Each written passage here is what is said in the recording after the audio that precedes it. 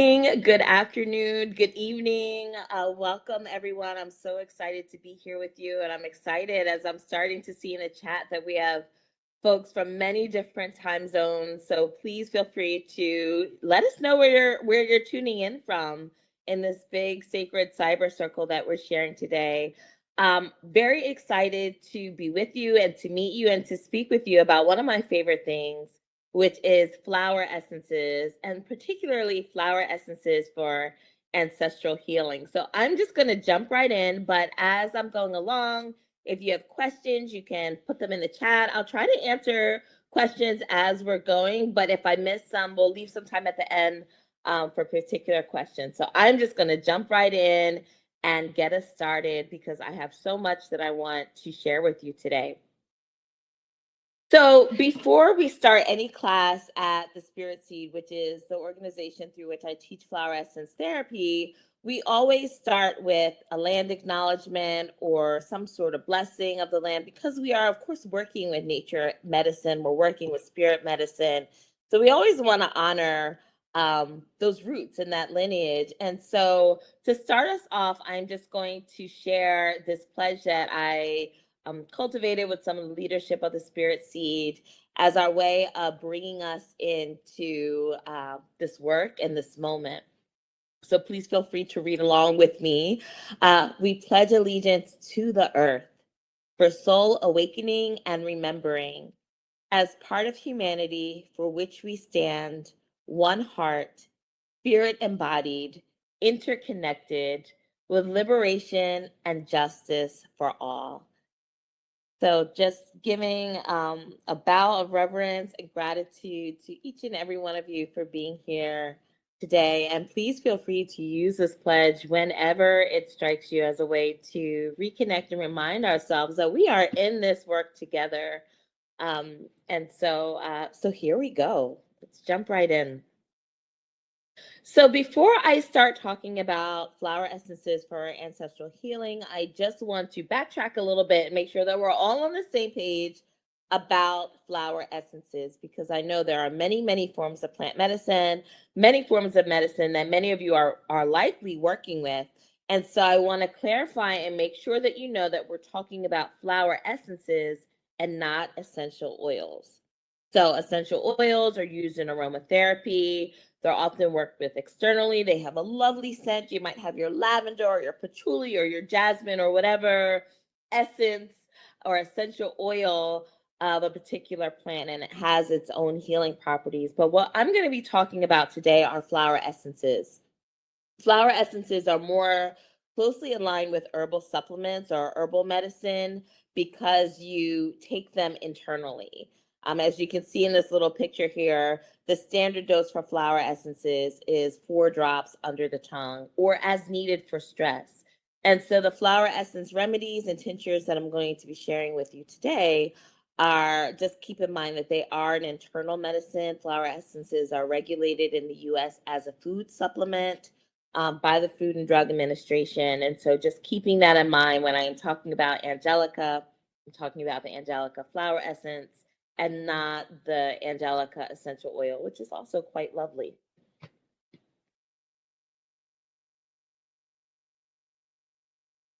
And the way that I think about flower essences is that it is, when I was thinking about this presentation and the intersection of using flower essences to connect to our ancestors, I thought one of the most important things that I hold is that that flower essences come from an ancestral wisdom. And we're going to talk a bit about that later on in the presentation. But flower essences are the intelligence, the consciousness, and the intention of a particular plant infused in water that we then take into ourselves. And we are, of course, 70 to 90% water. So they work through sympathetic resonance. It's like a tuning fork for the soul hiccups that we experience.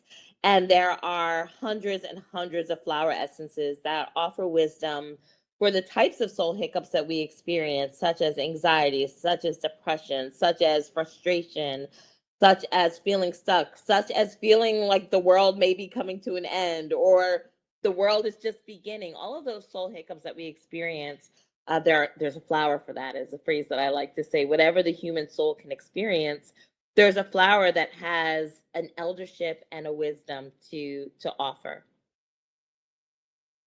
So many of you might be familiar with the Bach flower essences, or what we see here on the right are the FES, or Flower Essence Society essences.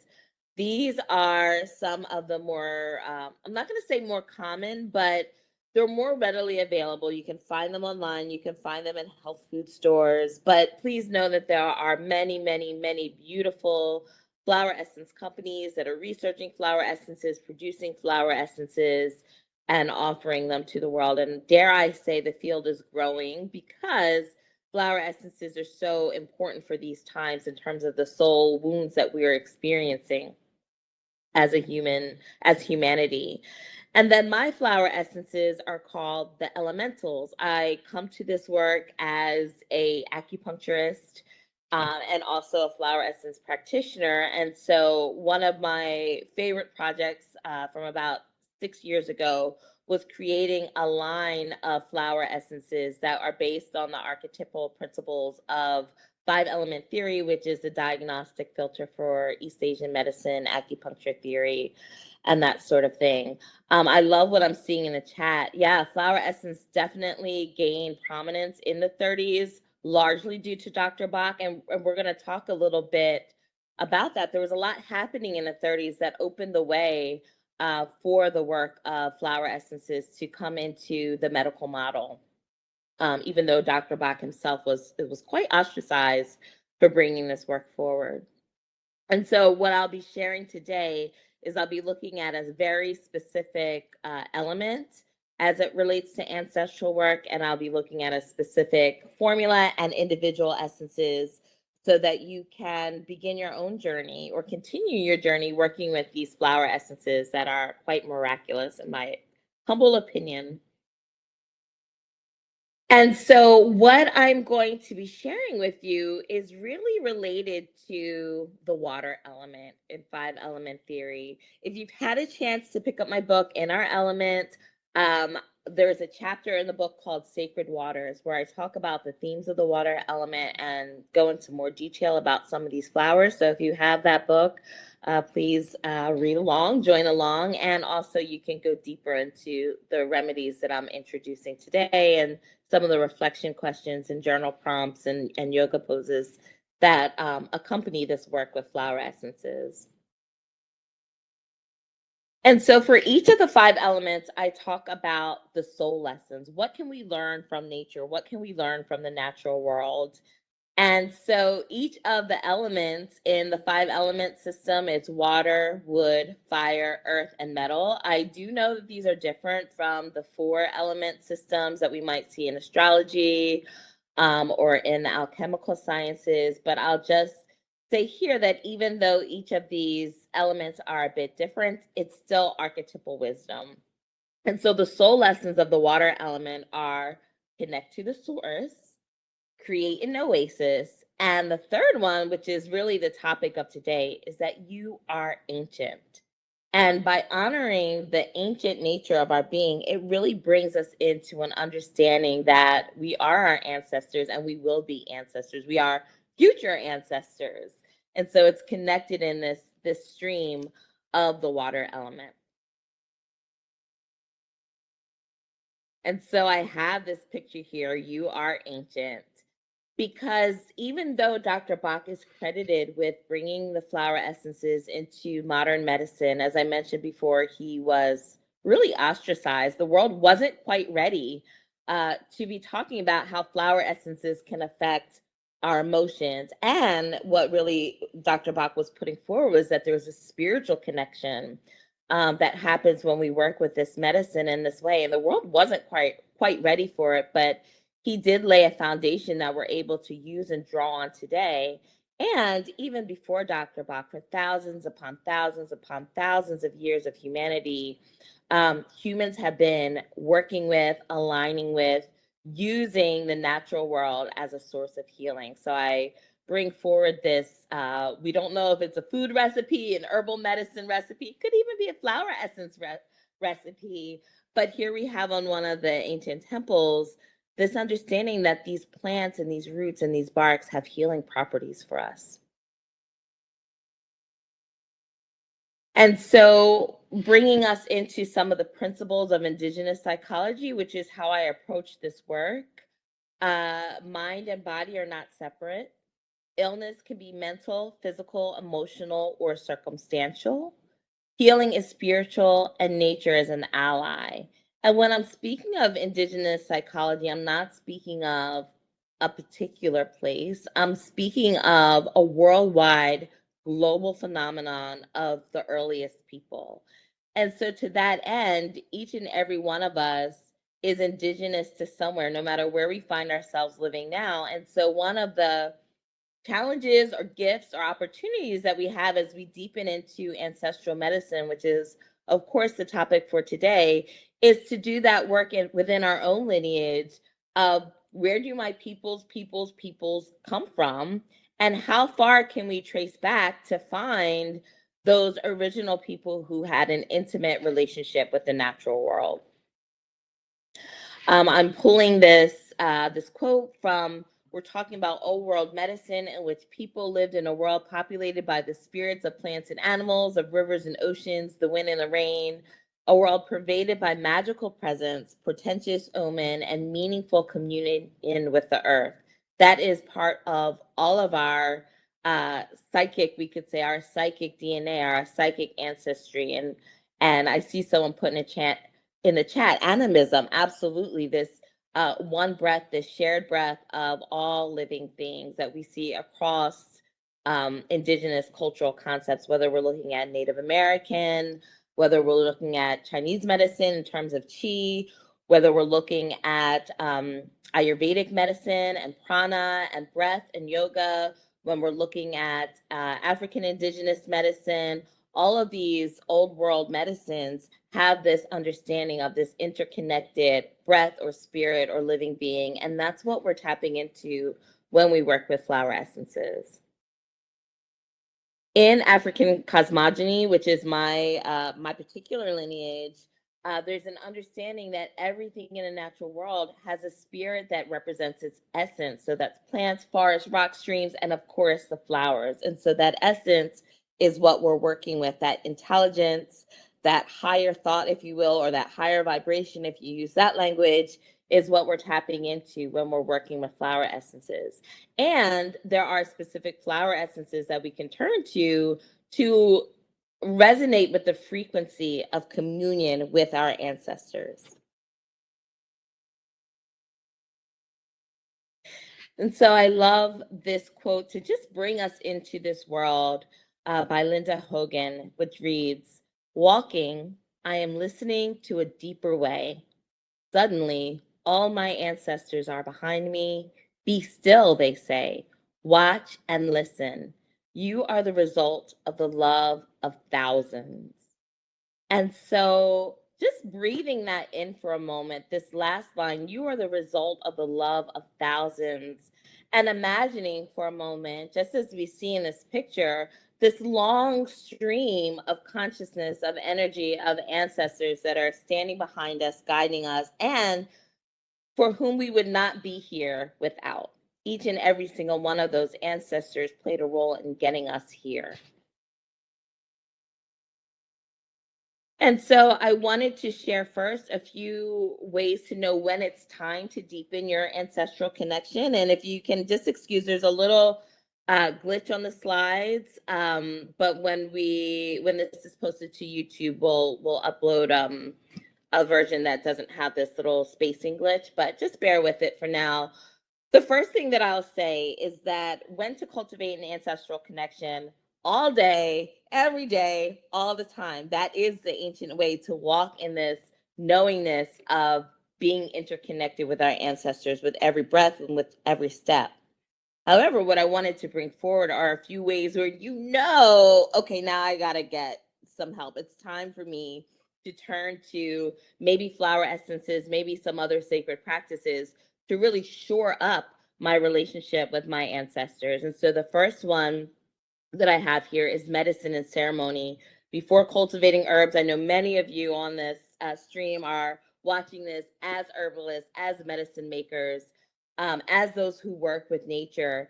And so there's always an invitation to give a little nod, acknowledgement, libation to our ancestors who really were the original custodians of the land, and to acknowledge them as wisdom keepers for the medicine that we are still blessed to be able to practice today. Similarly, with any sacred ceremony, we can pay homage to our ancestors and reinforce that connection. I also think about working with my ancestors whenever there's a milestone moment in my life, those transition periods between life and death, or life and life even.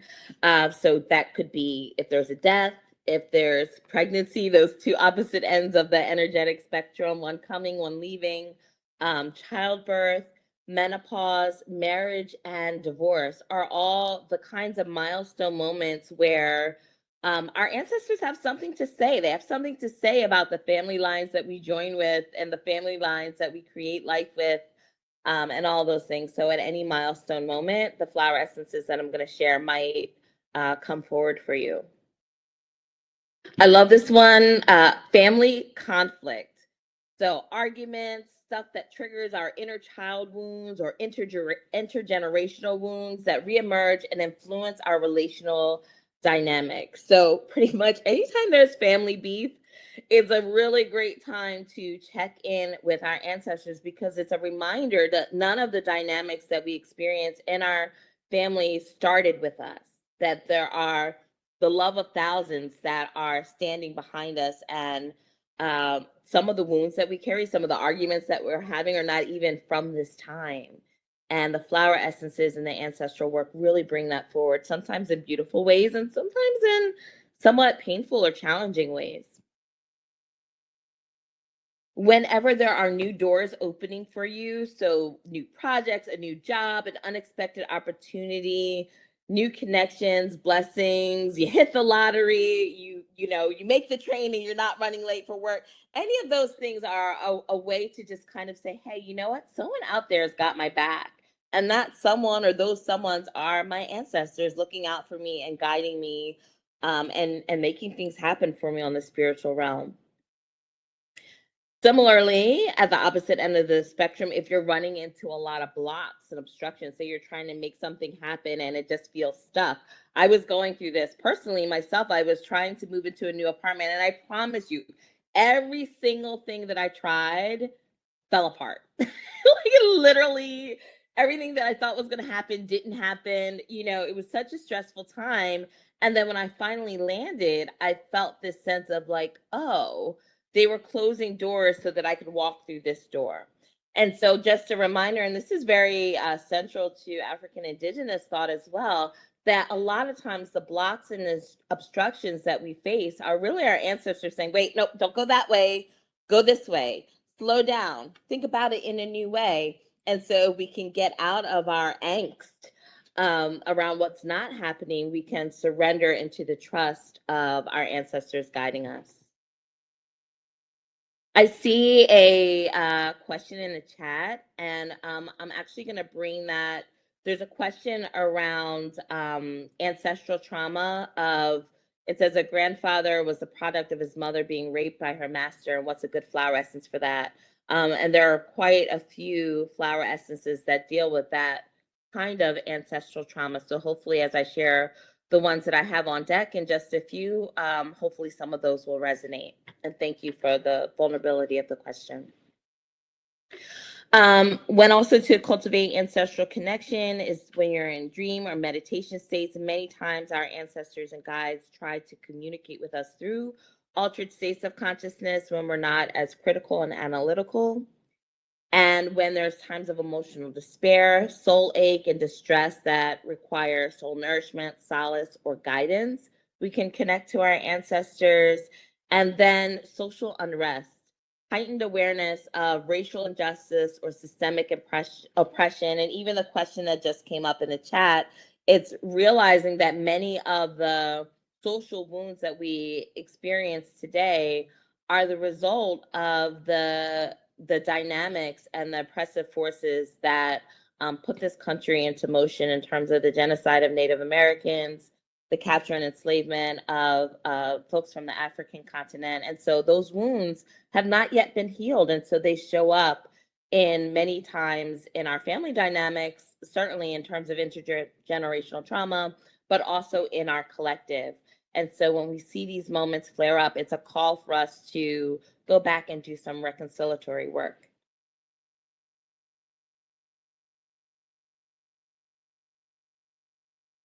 And so sharing here artwork by a shaman and artist out of Peru. And as in another research study, another shaman was asked, how long have you been painting? And his response was, I've been painting for 5,000 years. But how is that? 5,000 years. It's in my blood. I am part of my ancestors that left the sacred geometry, art, healing roads, and the love of curative plants. And so with that, segueing into some of the flower essences that you can look at for connecting with your ancestral path. The first flower essence that I'm going to share is a tincture. I mentioned the 5-element essences, the elementals, and this formula is called Legacy. I use this as a gateway for any client that's doing ancestral work. I have here some of the indications, which include exploring ancestral and cultural heritage, opening receptivity to the guidance of our elders, and especially if we're trying to do something a little bit different than our family did. I mean, most of us have some level of family trauma, and we're on our path, our healing path, to sometimes correct some of those wrongs, sometimes heal some of those wounds, and to also evolve our families forward. And so the legacy is one blend for the water element that is really supportive as just a general balm, a general first aid for intergenerational and ancestral healing. What I thought I would do is share some of the individual essences that make up that formula. And so here you see the sacred geometry of this formula. One of the things that I teach at the Spirit Seed is how to really create formulas that bring in sacred geometry to hold the relationship between a community of flowers. And so these are the flower essences that make up this formula. We have Angelica, Mariposa Lily, Holly, Baby Blue Eyes, Joshua Tree, Lilac, Saguaro, and Willow all working together. So let's look at some of these individually. First, we have the Angelica flower essence. And Angelica is one of the most popular flower essences in my clinic. I dare say there is not a single circumstance on this earth that Angelica can't support. What Angelica helps to do is attune us to the subtle realms of our ancestors and opening us to our spiritual guides.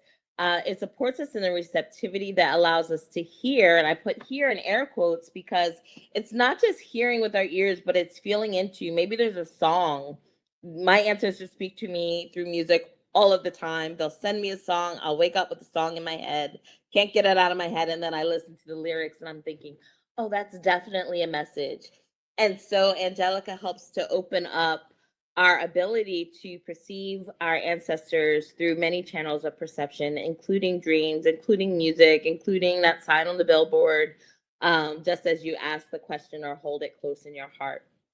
It gives us a sense of protection and spiritual protection, and that feeling that, someone's out there have my back. The next flower essence is Joshua Tree, which comes from the Flower Essence Society's Range of Light collection. And Joshua Tree is a beautiful flower essence. It connects us to matrilineal lessons and blessings, but it also supports us if we are trying to carve a path that's a little bit different from what our family line is accustomed to. So say you want to move to another city, for example, and all of your family lives in one area, but you've got this great opportunity in another state. That creates a tug, a soul conflict. And so Joshua Tree helps us to individuate and follow our unique path, but still stay connected to ancestral wisdom and family connections. Joshua Tree is a really great flower essence for uncovering intergenerational wounds. A lot of times my clients, when working with this flower essence, will come into some family secrets, some things that have been working in the shadows, in the background that they didn't know about. And all of a sudden, that part of the family history comes forward in a way that gives context and clarity to whatever estrangement they may be feeling in present time. As a counterweight or counterbalance to Joshua tree, we have saguaro, which is also another cactus desert flower. And saguaro works with patrilineal lessons and blessings. And it's especially helpful if we disdain or reject the cultural values of our family lineage. So, say we come from a family lineage where, our ancestors did some stuff they weren't supposed to do. And now we're carrying that karma. But in carrying that karma, we have this disdain or this push away, or maybe we're not claiming a particular part of our ancestry. Saguaro helps us to reconnect and integrate so that we can experience more wholeness in our being as we connect to ancestral wisdom, and particularly the wisdom of the elders of our ancestor line, the knowledge keepers, the wisdom keepers. Then I have here willow. Willow is about, you'll often see willow indicated for resentment. That's one of its keynotes when you look at the literature of Bach essence, of Bach essences. But when I think of willow on a soul level, what it helps us to do is to transform the bitterness and the resentment that we're holding from having been wronged into a place of agency and action. A lot of times what willow will do is it will give us a broader heart-opening perspective of the context of the transgression, and allows us to let go of some of the hurts and woundings, or at least create new boundaries. So I use this flower essence an awful lot when doing ancestral work, because oftentimes what draws people to ancestral work is family conflict. And so being able to move through that resentment and open our heart to, I have this issue with my mom, for example, but now I have a deeper context of what she's holding and what she's carrying that creates more heart opening in that relationship. And that's just one example of the ways that happens. But willow is certainly a flower essence for reconciling the past and looking at it from a new perspective. And then I believe the last flower I have here to share with you, also in the legacy blend, is lilac. And I just walked past the tree of lilac the other day on my morning walk, and it's such a fragrant, beautiful flower. One of the students in the Spirit Seed is using this flower as her plant study research. But what lilac restores is our memory of the past. And not memory that's necessarily connected to this lifetime. So there's another flower essence, golden eardrops, that's more like, oh, I want to remember what happened to me. Lilac is more about remembering yourself in the soul of time itself, and really bringing in that feeling of time that expands over lifetimes. And lilac is just one of my favorites for that larger tapestry of time that's woven together through soul memory. So sometimes you might have a memory or recollection of something, but not the actual specific memory of the thing. And in this medicine, you don't have to have the memory of the thing. It's that soul memory that has been, that can be a healing force for us when we work with the lilac essence.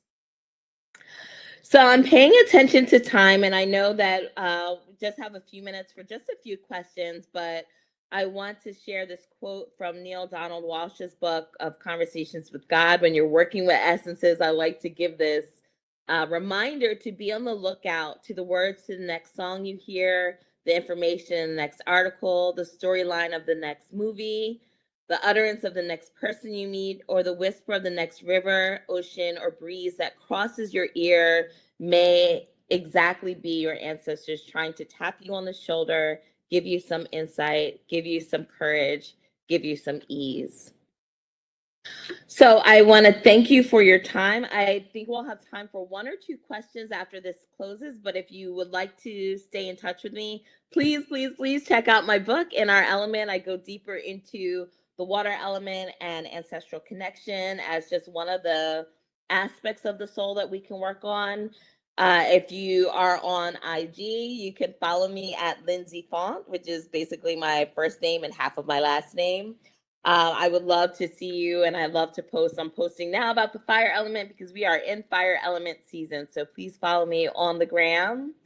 And if you're interested in taking any of the classes to go deeper into this work, you can use code Llewellyn on the Spirit Seed website. That's thespiritseed.org. There's a sacred geometry and formula making class that's coming up for more advanced students. And the In Our Element class, which is based on the book and really guides you through the seasons and the flower essences, starts in October. So you can use the code Llewellyn for a discount on your registration. I hope to see some of you in cyberspace and in the real natural world soon. I will close out here. Thank you so much for the love in the chat. I appreciate you. I think I have time for 1 or 2 questions before we close out.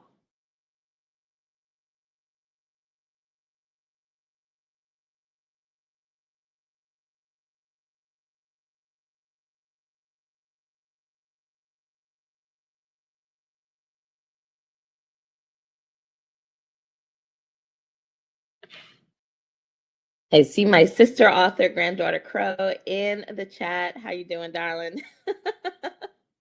Fellow Llewellyn author. Okay, so I don't see any questions popping up, but thank you again for all of your time and your presence. And I'm wishing you many, many blessings as you continue to cultivate a relationship with your ancestors and with these flower essences. Other questions, you can see me on IG and I'll get back to you.